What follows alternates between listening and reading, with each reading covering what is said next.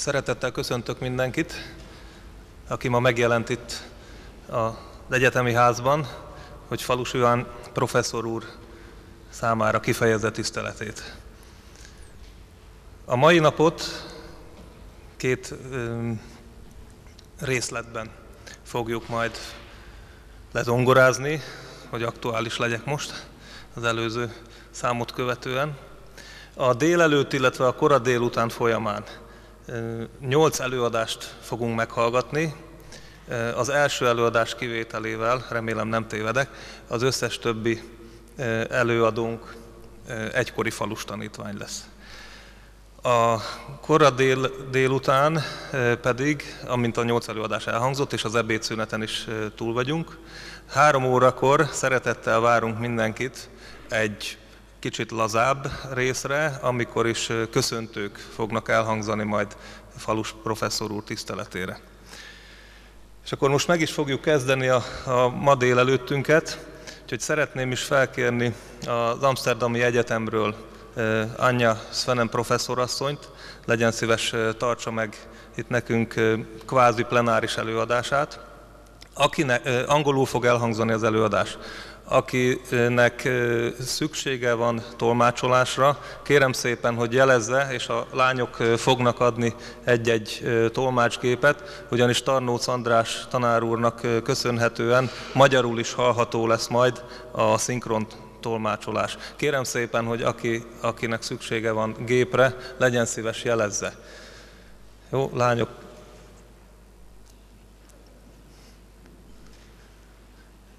Köszönöm szépen.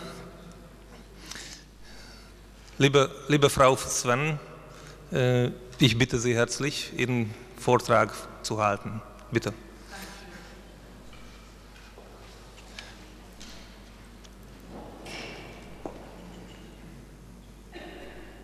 Ist das hier? Ja. Oh. Was war? So.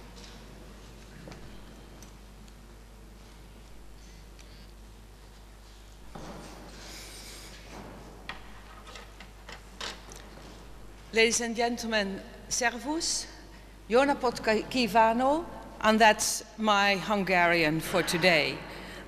It is a bit rusty. I was here 30 years ago on a bicycle tour with my then husband, and I enjoyed your country very much, but 30 years is a long time ago, and I can't remember very much anymore.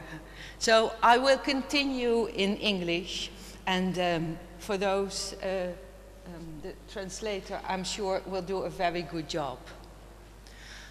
I'm very honored to be here today, and that is not something I say with every occasion, but I'm very glad to be here in the honor also of Professor Falus, and also a little bit my friend Beate Kocsi, who I have known now for many years, so I've been happy to be here as their friend and colleague. But I will come back to their honors later on. Now I will talk about teacher educators. I'm not sure how many of you here are now involved in teacher education. Yeah, raise your hand. How many are involved in teacher education? Oh, that's quite good. I hope the others think this is interesting as well, but I'm focusing really on teacher education. I've been in teacher education for many years, and I worked in different kinds of teacher education, primary and secondary. Oh, I have to talk in the microphone. Sorry. Yeah. Why would we think about teacher educators, and why are they so important? Well, first of all, they are responsible for the education of future teachers, and therefore for the education of all pupils and students. Because all teachers are raised by teacher educators. And they are also, as Cochrane Smith says, the linchpin of educational reform. And if teacher educators are not able to model good education, how can we expect teachers to be good teachers? So, teacher educators matter. I'm sure you all know the OECD publication Teachers Matter. And with our Association of Teacher Educators, we wrote a brochure that is called Teacher Educators Matter. So I think teacher educators are of crucial importance for good education in every country. But until recently, not much attention has been paid to teacher educators. But I was just talking to Professor Bartos, and he told me that already in the 90s, you here in Hungary, or at least at this university college, you had some mentor training. And that, of course, was a very important development in thinking about teacher education. For me, teacher educators are all those professors, lecturers, and even teachers who contribute formally to the development of teachers in pre-service and in-service teacher education. So this means that teacher educators can be very many different people, and that also makes it very difficult to think about teacher educators. So we have higher education, and these are the university or college. I think you call it a college. I left the German word Hochschule because in our country we have a dual system in higher education. We have the traditional universities and we have the colleges or Hochschule. And these are the teacher educators that often teach primary and lower secondary teachers. They are mostly the ones who identify with being a teacher educator. But of course, at our traditional universities, we also have teacher educators. They educate teachers for the gymnasium, the higher levels, and the same is true in the UK. And these are they're university-based, traditional university-based, and they are real academics, so to speak. And they focus not only on teaching, but also on research.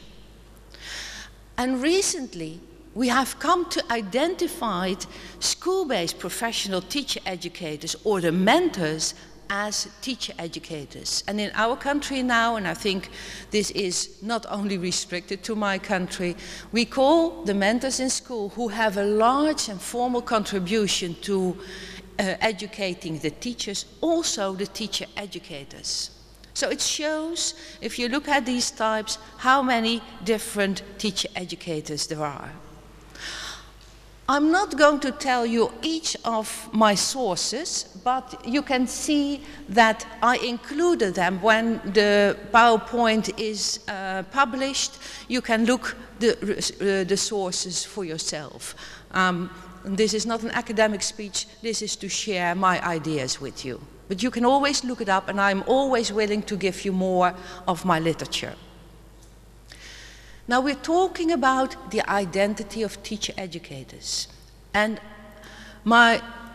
some of you know Jean Murray. I know Ivan and Beata know her very well. She is an important thinker about teacher educator, and she made the distinction between first order and second order teachers, practitioners, she calls them. So she says teachers are first order practitioners. They work in the first order of primary or secondary education, and they teach their subject to the pupils. Then she says teacher educators are second order practitioners. They teach about teaching to teachers who teach their subject. So the subject in the case of teacher educators is not the most important. It is the teaching about teaching. Subject, of course, stays important, but it is a teaching about teaching. And the picture you see is very nice because, Ivan, it is, in my language we don't use the professor, so I'm not disrespectful if I say Ivan, but that is what we do with Professor Falush. You will see this picture is of our friend Marco Snoek. The teacher educator is in the middle, and you see the teacher, he's teaching. That is the daughter of Marco, by the way, and she is teaching the pupil who is on the computer. And I think that's a very nice idea of the first and second order practitioner.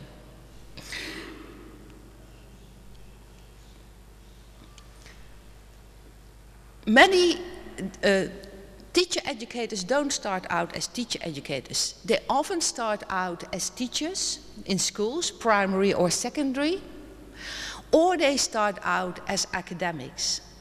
So somehow they have to develop an identity as teacher educator. And I think that becoming a teacher educator means that you have to develop an identity of this second order practitioner. That is the core identity of being a teacher educator. If not, teacher educators who do not develop as teacher educators in this second order practitioner idea, they are rather subject specialists. So some of my colleagues who are teacher educators, they say, no, I'm not a teacher educator, I'm a chemist. They rather are a chemist. And some of my colleagues, they focus very much on research. I must say, I do myself as well. And they develop an identity as academic. But some of my colleagues who are teacher education and teaching in our School of Education, they cannot adjust to being this second order teacher. They always stay a teacher. They always talk about their pupils and not about the student teachers. So they did not make the transition from teacher to teacher educator. If teachers or academics cannot make this transition, they are less interested in the pedagogy for teacher educators. So they won't follow the courses for teacher educators. They are more interested in pupils and academic work. They see no difference between teachers and teacher educators. They think, oh, that's all the same. They're all teachers, why bother? And they are less interested in means for professional development that are specific for teacher educators. Now, this transition from teacher or academic to teacher educator is rather complex. There is not much research, but people like Jean Murray have done some research about it, and my own research of late is also about the transition, especially from teacher to teacher educator. And you will see that teacher educators at the university or Hochschule who work really in the core of teacher educators, they are second order practitioner in a second order context of teacher education. So teacher education is the second order practice and they are second order practitioners.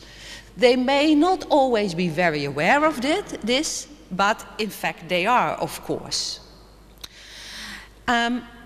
Strangely about these teachers who become teacher educators, they left the profession of teachers.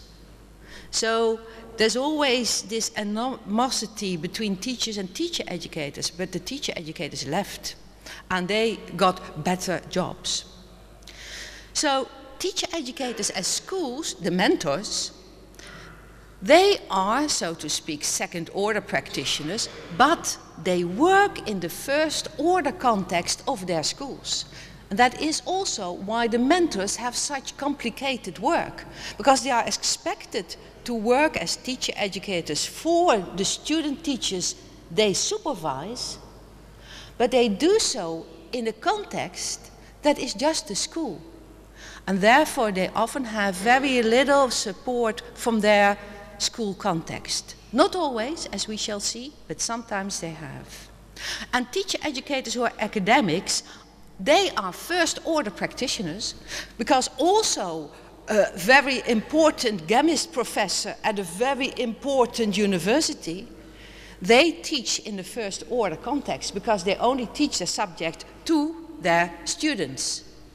And they have this first order practitioner, our first order practitioner in the first or second order context.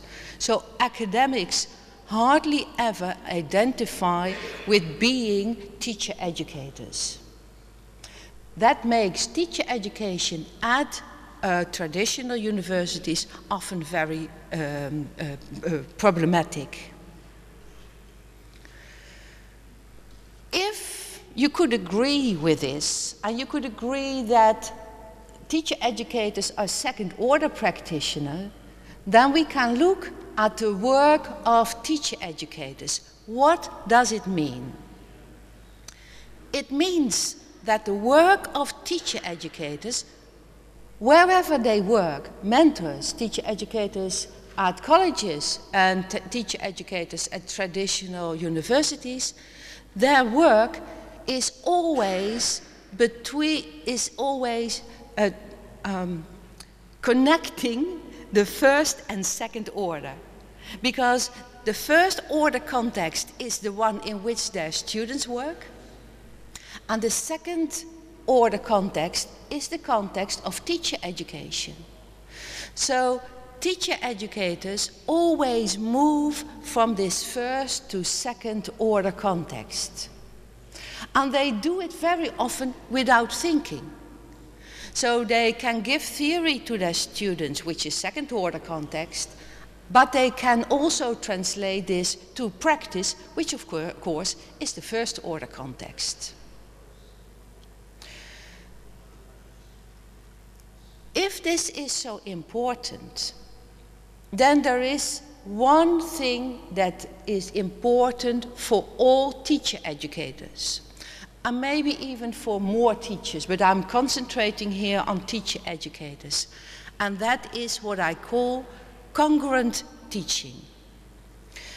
The education of student teachers and their curriculum, and also the practice of teacher educators, should be in line with the principles that are preached. So if you say in the second order context, child-centered education is very important, then you should be able to demonstrate what it means to have child-centered education.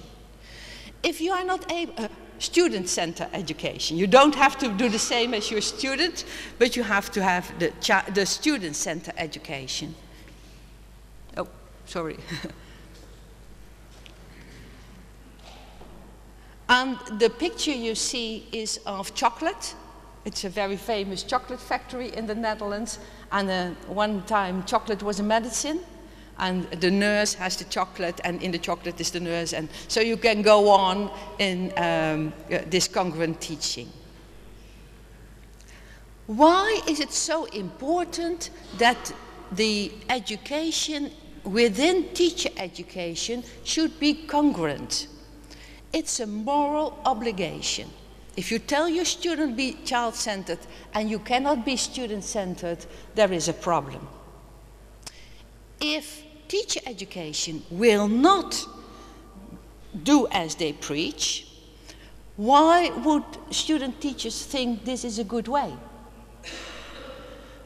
It also improves teacher education. I try to teach as I preach, which I must say is sometimes very hard.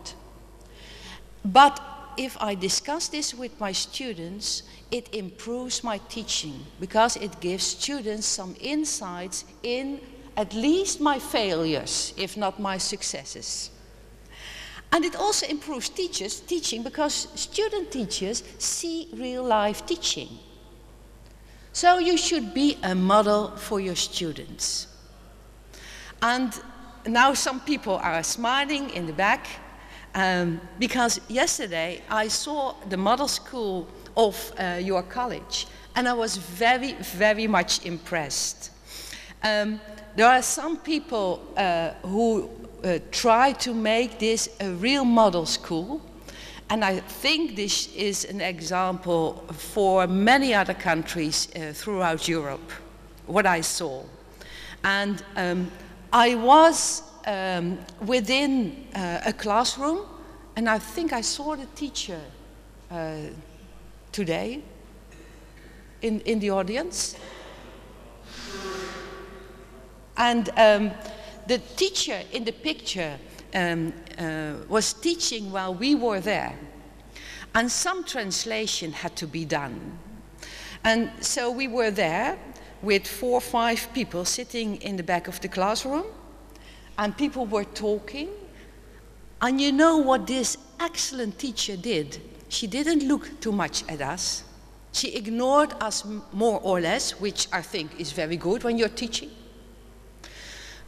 But more than that, she concentrated fully on her pupils.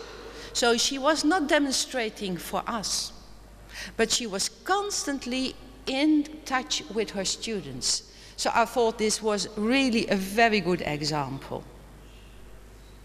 So you have to be a model for your students. And he's translating, and it's a bit late. They're reacting to what I say only just now.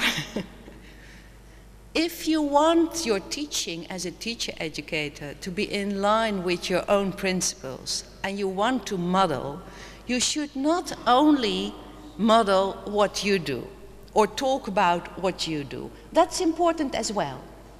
But you should also try and give student teachers insights in the minds of good teachers. What do good teachers think?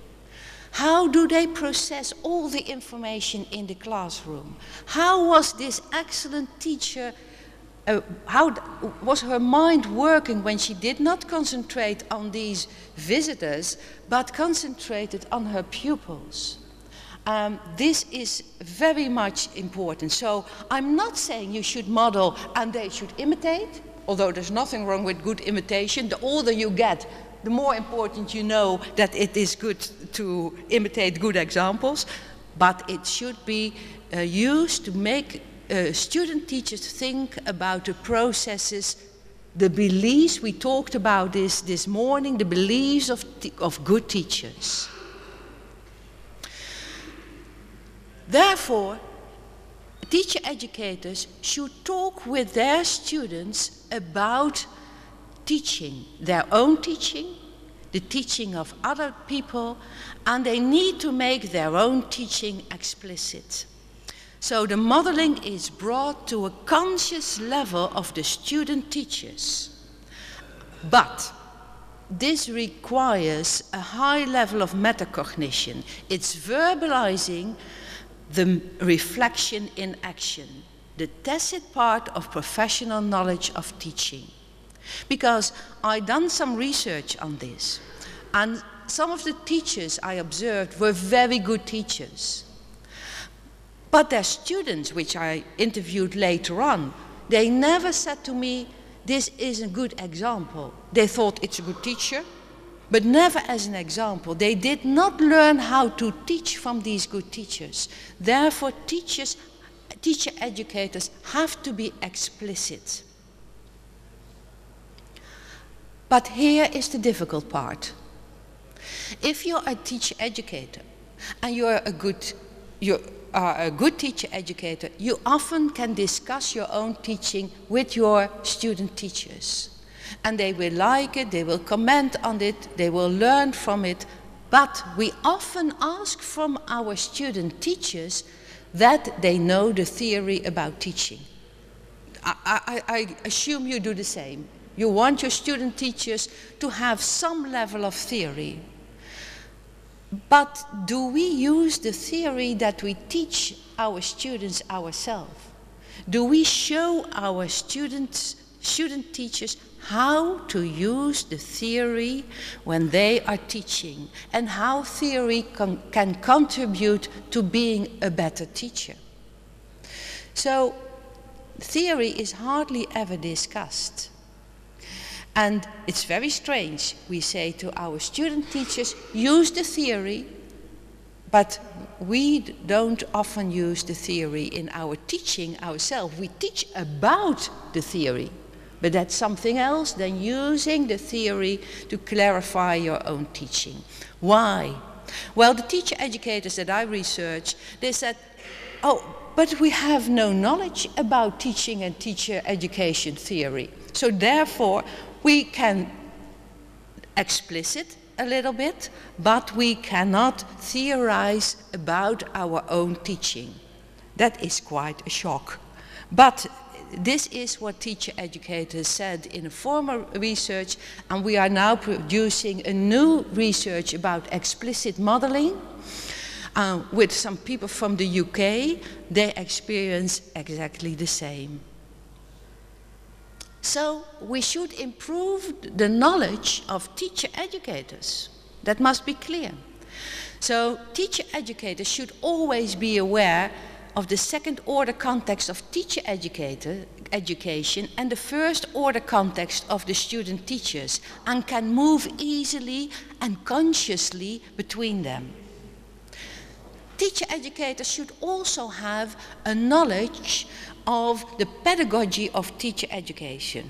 And I put here the name of John Logren. Some of you may know John. He's a very, very inspiring man. And his books, although in English, are very easy to read, though sometimes difficult to follow, but easy to read. And at the moment, I translate everything with Google Translate. Sometimes the translation is a bit ugly, but it gives you the possibility to read any language.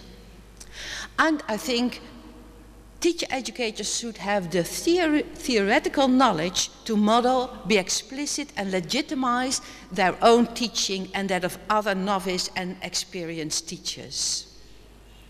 There is, at the moment, an emerging theory and knowledge base for teacher educators. It's not always accessible, but these are examples that are about books and journals and brochures for teacher educators specifically, not for teachers, teacher educators, to help improve their education. And Teaching is of John Logren, and that's a very good book. And there is The Becoming a Teacher Educator is a book that we wrote within the Association of Teacher Educators in Europe.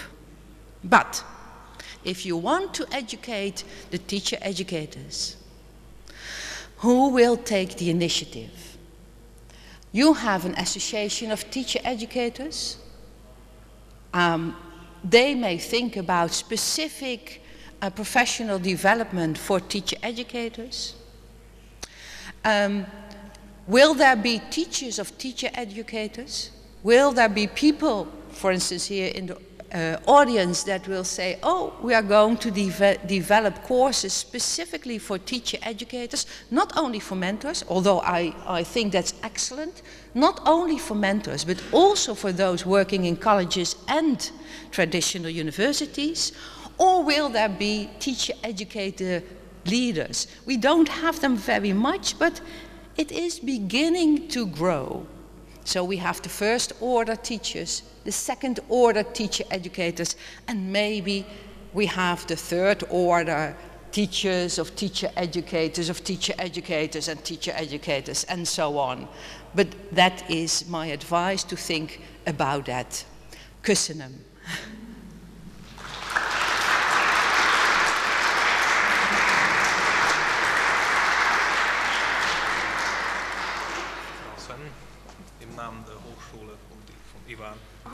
Vielen Dank. Thank you very much. Ooh. I think that's the right present. Thank you very much. But I step out now from my role as as a speaker, and I would like to address Professor Falush especially, and I want to congratulate him very much on all his achievements of the past years on my own behalf. So I also brought a small present, because today, no, not today, in a few days, we will have a very festive feast of St. Nicholas. I think you have more or less the same. With us, it's very big, and we talked about special foods people have, and so I brought you a special present. Now, I know, Ivan, that you like this very much, because you love chocolate. I know Beate does not, because I learned over the few days she does not, but you have so many children and grandchildren, I'm sure they will have it. And so I have this present for the both of you.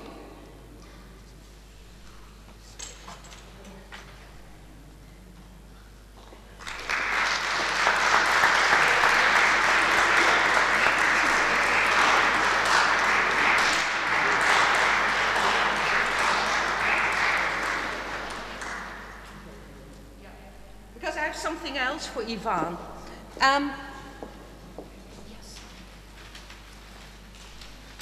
I already mentioned the Association of Teacher Education in Europe. Now, we have been members and active members for that association for many, many years. And that is where I met Ivan and Beata. And the AC, the Administration Council of the ATEE, the Association of Teacher Education, very much, Ivan, appreciates your work that you have done over the years. You have contributed so much to teacher education in Europe, and you have been such an excellent member, an active member of our association, that I'm very, very happy that on behalf of our president, I can announce you the honorary member of the ATEE. I have the certificate here with me. So congratulations for you.